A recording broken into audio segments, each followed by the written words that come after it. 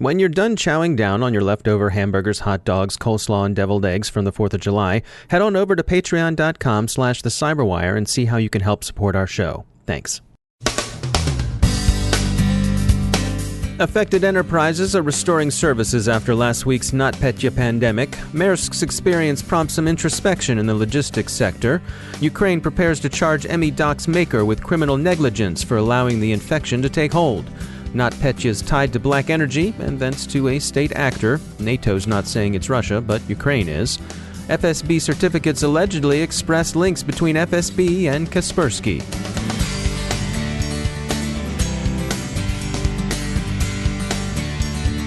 It's time to take a moment to tell you about our sponsor, Recorded Future. Recorded Future is the real-time threat intelligence company whose patented technology continuously analyzes the entire web to develop information security intelligence that gives analysts unmatched insight into emerging threats. And when analytical talent is as scarce and pricey as it is today, every enterprise can benefit from technology that makes your security teams more productive than ever.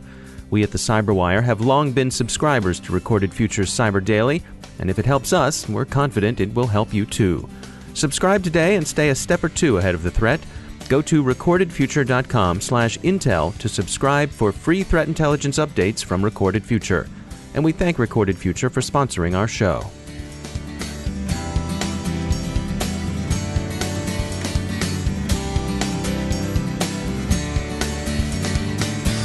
Major funding for the Cyberwire podcast is provided by Cylance. I'm Dave Bittner in Baltimore with your Cyberwire summary for Wednesday, July 5th, 2017.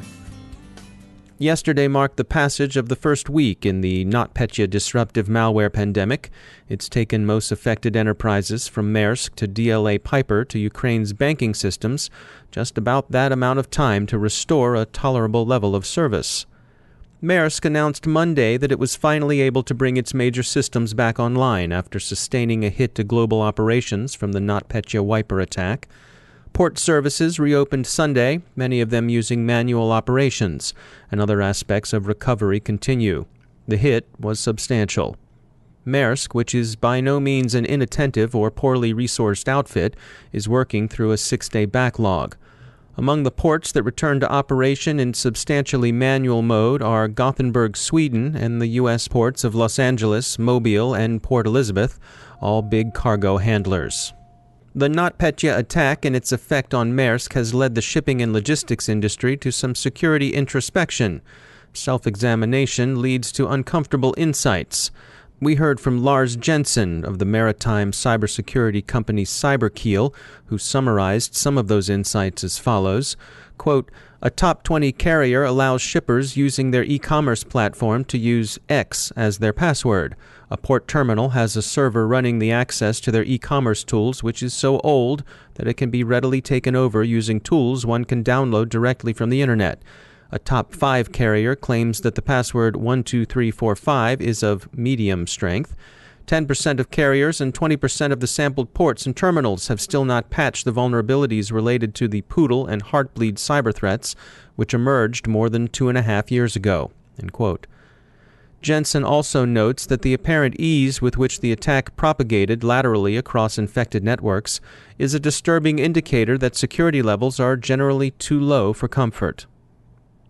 Returning to Ukraine, where the infestation began, authorities are moving forward with their investigation. Police have seized servers belonging to Intellect Service, the small family-owned software outfit whose Doc tax accounting product appears to have been the initial source of NotPetya infestations. A high-ranking official in Ukraine's police unit charged with investigating cybercrime says that Intellect Service should expect criminal charges. Intellect Service, which says it's cooperating fully with the police, denies having anything to do with the attack and says their code was clean when they released it. It seems fair to say that NATO's statement on the attack represents, at this point, consensus. NATO thinks the attack was the work of a state actor, but the Atlantic Alliance's Cooperative Cyber Defense Center of Excellence in Tallinn declines to say exactly which state that would be.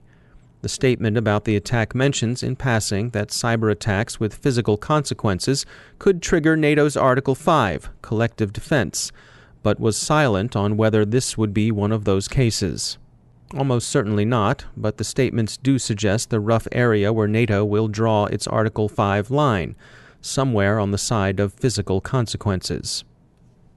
The NotPetya attack on Ukraine, with either intentional or collateral damage throughout most of the rest of the world, has been tied more closely to Russian services as researchers at Kaspersky, ESET, and elsewhere find links to the BlackEnergy APT group. That APT has long been suspected of being a Russian cat's paw. In fairness to Kaspersky and ESET, neither draw that explicit conclusion, but Ukraine's government certainly has. They're convinced the incident is another shot in Moscow's hybrid war aimed at re-engulfing Ukraine. It's probably safe to say that one thing we all wish we had more of is time. And when it comes to security investigations, time is of the essence. The folks at Splunk recently sponsored an IDC info brief titled Investigation or Exasperation, the State of Security Operations. Haiyan Song is SVP and General Manager for Security Markets at Splunk. We always talk about the ideal situation, security needs to be proactive. Unfortunately, one of the things we've found is the security investment in tools and technology, even operations, 70% of the companies actually do that after a series of breach. It's still good to do it, but I think it will be much better if we can take a proactive approach. And since we're in the security information event management and analytics space, one of the interesting things we find is 72% of U.S. companies are not fully taking advantage of the capabilities. And in connection with, the skill shortage and the fact that we have to deal with a lot of sophisticated attacks, and that's morphing all the time, we also sort of surveyed around how people are using machine learning, like advanced data science technology, like machine learning. Certainly, we're still in a very early stage. 81% of U.S. companies are not at all or not extensively really leveraging that. That's interesting because a lot of the new sophisticated attacks, you really cannot use known patterns and rules. You got to really go look for anomalies, look for the baselining to start with, and using threat modeling to bring out some of the unknowns. That's really the biggest challenge for a lot of security operations. There's still a lot of time that the security analysts have to invest to even just sort of take care of or address one security incident or alert. Some of them will turn out to be real. It's still days and hours. That's the granularity we're looking at. But for security, in the computer world, minutes, it's long, let alone hours or days. 39% is still sort of report that it takes average 2 to 4 hours to resolve an incident. And we need to get them to minutes. And so investigation, forensics, and automation becomes really key in improving that stat. That's Haiyan Song from Splunk. The report is called Investigation or Exasperation, the State of Security Operations. You can find it on the Splunk website. Two cryptocurrency services have come under attack, the BitThumb exchange and client-side Ethereum wallet Classic Ether. BitThumb users lost both Bitcoin and Ethereum. Classic Ether wallet's website was hijacked. Researchers at Sucuri have found an SQL injection flaw in a widely used WordPress plugin, WordPress Statistics. Look to your blogs, bloggers. Kaspersky, which has responded to U.S. congressional suspicions of its connections to Moscow by offering to show the U.S. its source code, remains under scrutiny. McClatchy is reporting on certificates Russia's FSB issued to the company that appear to associate it with an intelligence program.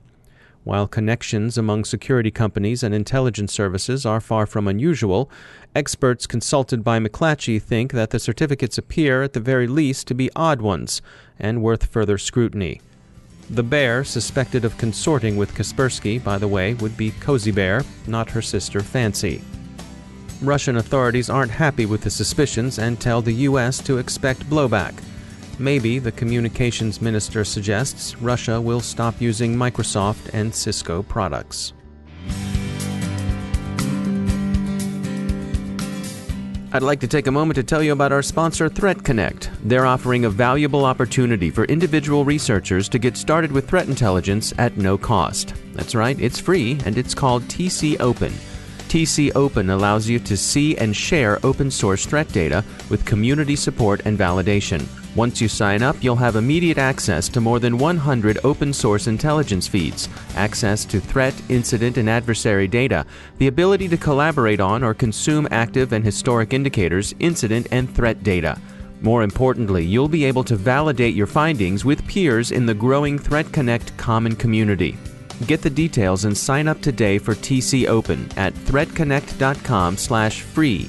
That's threatconnect.com/free. And we thank Threat Connect for sponsoring our show.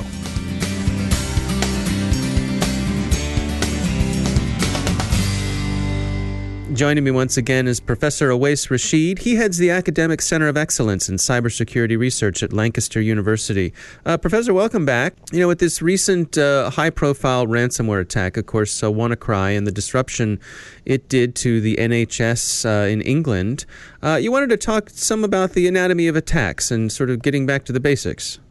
Thank you very much for having me again.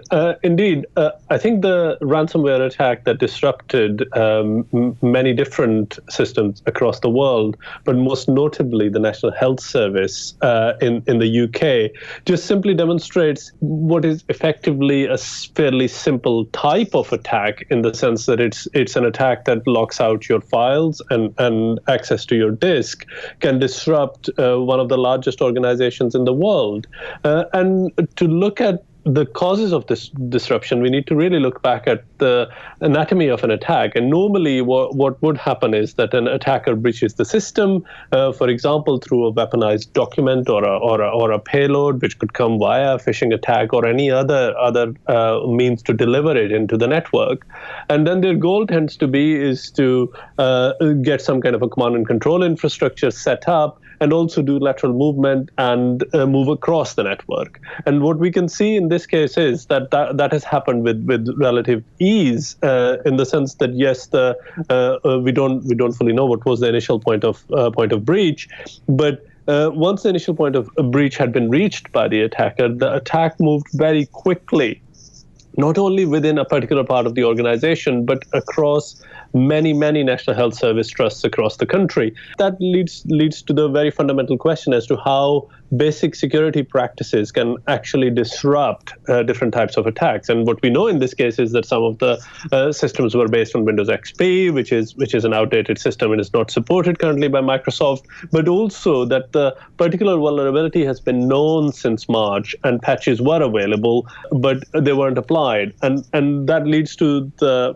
particular question about security investment, good security practices, and good security hygiene. But also another really fundamental thing, which I often teach my students on a regular basis, is that it's not only what you do to keep an attacker out, and in this case, clearly things could have been done by patching systems to at least make it harder for the attackers to breach the system, but also what happens once a breach has occurred, what kind of recovery plans are in place. And for a complex and highly critical organization such as the National Health Service, for it to be disrupted on a large scale for such a long period of time is a big problem. And one of the questions we have to ask is what kind of recovery plans were in place, what kind of backup systems were in place, and why did it take so long for the system to come back online? But equally, why was it so easy in terms of what kind of network isolation was put in place or not that made it possible for the attack to move laterally across the organization very quickly? One of the things I've heard about these sorts of attacks, particularly when it comes to healthcare, and I'm not sure this was the case with NHS, that sometimes restoring from backup can take more time than simply paying the ransomware and having the files unlocked.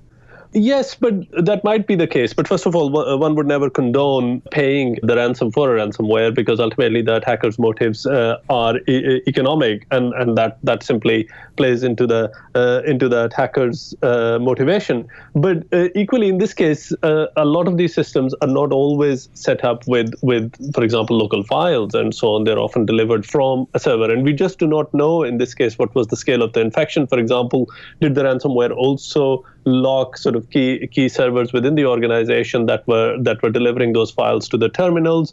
If you think about it, the ransomware is a fairly simple attack. Whatever vulnerability may have been exploited here, it is a fairly simple attack that it simply encrypts your disk. And if you have effective backups and you can restore them quickly, then the attacker's purpose is defeated, because their purpose is to get money to unlock your data. But if you can restore your data fairly quickly, then their purpose is defeated. So I do think that an effective recovery plan in such cases is actually very, very important. All right, good information. Professor Rashid, thanks for joining us.